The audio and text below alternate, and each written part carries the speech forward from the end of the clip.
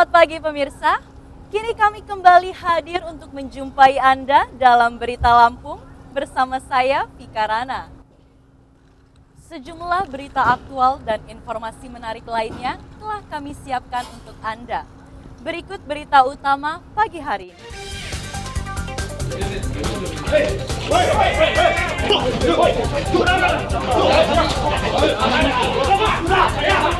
Rekonstruksi pembunuhan gadis dalam kamar kos di Lampung Utara ricuh, 2 orang ditangkap.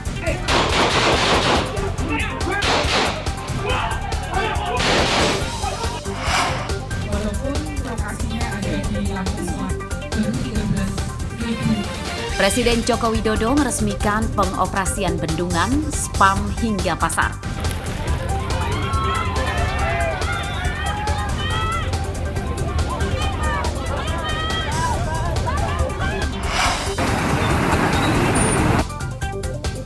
Krisis air bersih dampak kemarau di Waikanan, puluhan warga rela antre dapatkan bantuan air bersih.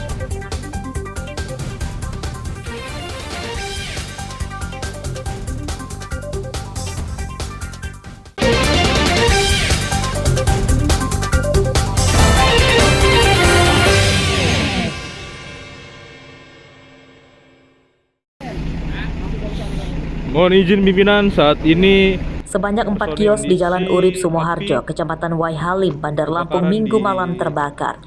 Api sempat membesar meludeskan bangunan kayu hingga rata dengan tanah karena banyak bahan-bahan yang mudah terbakar. Kebakaran pos siaga Waihalim ini. mohon izin pimpinan. Kios yang terbakar adalah satu kios gorengan yang juga menjual bensin eceran dan 3 warung makan. Menurut petugas, penyebab kebakaran dipicu korsleting listrik.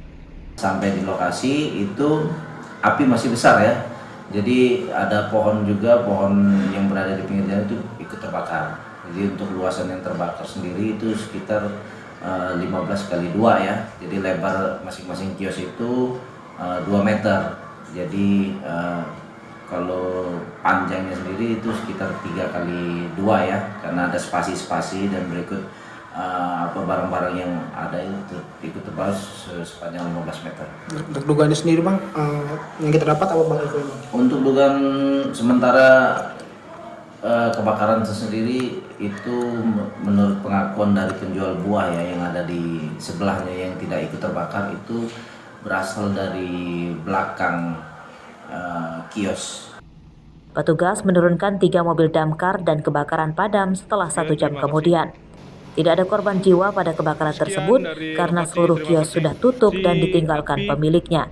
Namun kerugian totalnya ditaksir mencapai belasan juta rupiah. Jeffrey Arifin melaporkan dari Bandar Lampung.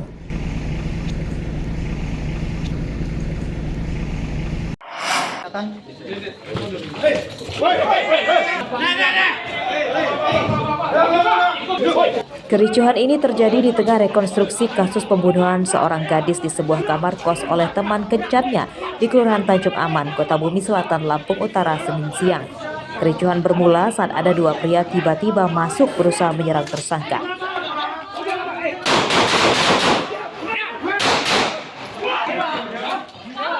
Kericuhan kian menjadi setelah pelaku memberontak saat ditangkap. Dari penggeledahan keduanya, salah satu pelaku kedapatan membawa senjata tajam. Keduanya kemudian digelandang ke Mapolres Lampung Utara.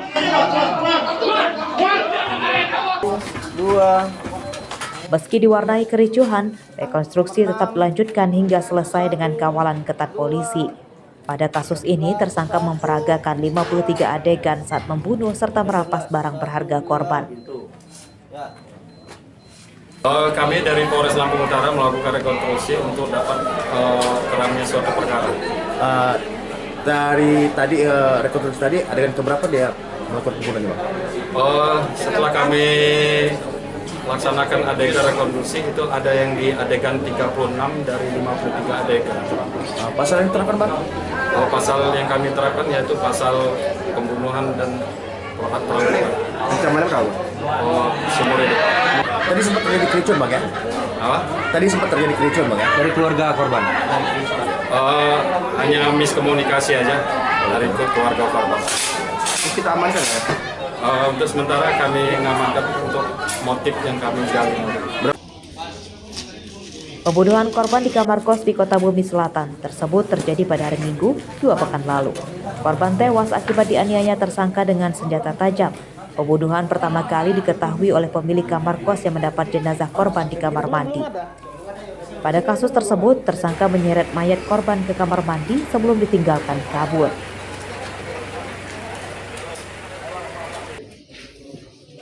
Tak sampai 5 jam perburuan, tersangka ditangkap dan ditembak kakinya oleh polisi.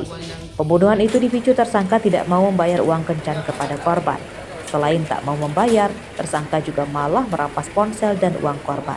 Atas perbuatannya, tersangka terancam hukuman di penjara seumur hidup. Ardio Haba melaporkan dari Lampung Utara.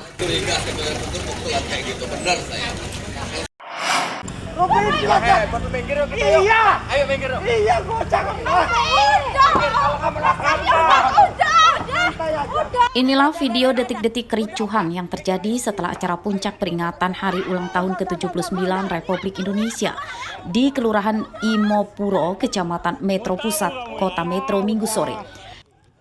Dua pria tiba-tiba datang dan mengamuk dengan mengacungkan senjata tajam ke arah panitia penyelenggara.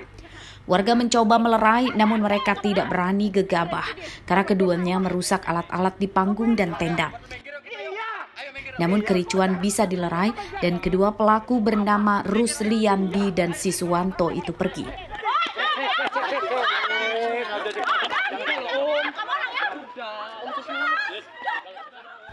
Keduanya diduga dalam kondisi mabuk karena meminta panitia menggelar acara organ tunggal hingga larut malam.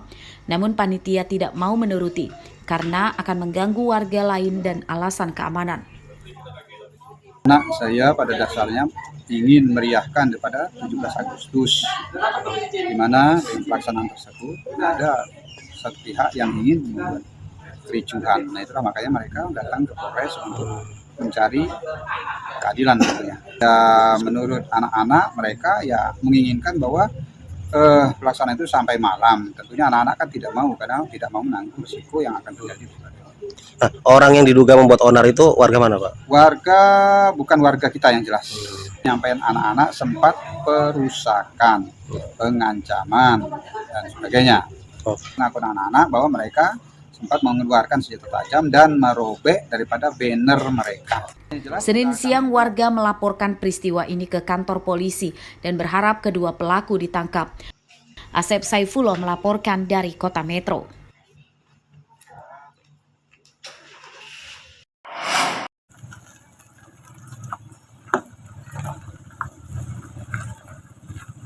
Jalan rusak di Lampung mudah dijumpai, diantaranya di Desa Mujirhayu, Kecamatan Uai, Pengubuan, Lampung Tengah.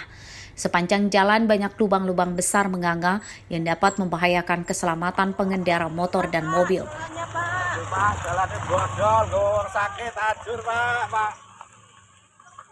Jalan yang rusak sepanjang 8 km. Selain membuat perjalanan lebih lambat, jalan rusak juga sering memicu kecelakaan dan kendaraan rusak. Sebagian aspal jalan terkelupas berganti tanah. Saat musim kemarau, jalan menimbulkan debu tebal, sedangkan saat hujan jalan jadi licin dan kumuh. Ibu sering lewat sini ya? Sering. Udah berapa tahun Bu kira-kira Bu ini udah nggak perbaikin? Udah banyak tahun ini. Ada 10 tahun mungkin nggak? Lebih ya? Sering nggak orang terbalik mobil, motor gitu terbalik di sini Bu? Ya kalau kebalik enggak, cuman kalau kecelakaan ada. Ada ya. Kalau dia umpamanya Bu apa hujan gimana Bu? Wah kalau hujan becek jalannya susah ini. Bingung mau milih jalan mana yang benar. Dari Gayor. Dari Gayor ya mau ke?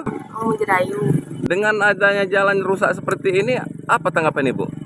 Susah Pak buat lewat. Dan kalau hujan Pak. Hancur ya? Ya. Kalau hujan terasa lumpur semua ya? Ya lumpur semua. Menurut warga, jalan rusak telah terjadi lebih dari 10 tahun. Selama ini perbaikan jalan hanya dilakukan warga secara swadaya. Apa tanggapan Abang? Aduh Pak, susah kita mau berangkat ke Bandar Jaya bawa orang sakit aja biasanya 1 jam nggak tembus. Ini Pak ya? Bisa telat karena jalan ini rusak. Jadi kacau segalanya Pak. Ini apa? Udah berapa tahun Pak belum diperbaikin? Walah udah lama Pak. Ada 10 tahun Pak? Ada 10 tahun, cuman paling sama warga sekitar isi sama bata-bata gempuran rumah itu, Pak. Meski rusak parah, namun setiap hari jalan ini ramai dilewati kendaraan warga lokal dan luar daerah.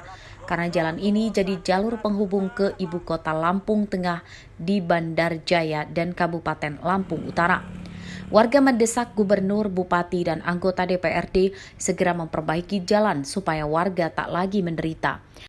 Ardi Yohaba melaporkan dari Lampung Tengah.